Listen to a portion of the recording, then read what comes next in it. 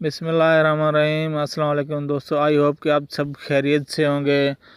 दोस्तों, आज के वीडियो का हमारा टॉपिक है, अगर आप सऊदी अरबिया में रहते हैं तो आप किस तरह अपने एसटीसी की सिम से पाकिस्तान में किसी दोस्त की रिश्तेदार या फैमिली के नंबर पर किस तरीके से बैलेंस ट्रांसफ़र कर सकते हैं। बहुत ही आसान तरीका है।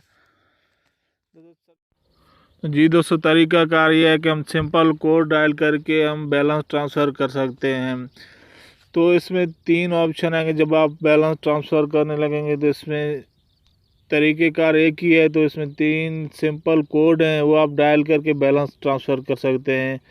ये देखें, पहले नंबर पर है 100 रुपये। अगर आप अपने सऊदीया से भेजना चाहते हैं 5.5 सऊदी रियाल से, तो इधर पाकिस्तान 100 रुपये मिलेंगे। सेकंड नंबर पर है 13 सऊदी रियाल, पाकिस्तान में 250 मिलेंगे। थर्ड नंबर पर है 30 सऊदी रियाल, पाकिस्तान में 500 रुपये ट्रांसफ़र होंगे।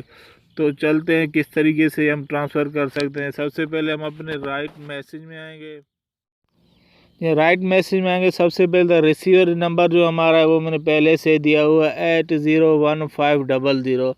और इसके बाद हम राइट मैसेज में आएंगे 133 स्टार। तो एक बात इधर जहन में रखें, इधर 0092 लाजमी देना है। फिर इधर रिसीवर नंबर देंगे। रिसीवर नंबर देने के बाद इधर हम स्टार देना है। स्टार देने के बाद इधर हम 3 ऑप्शन जो स्क्रीनशॉट में पहले दिखाए थे, इधर में कोई भी एक देना है।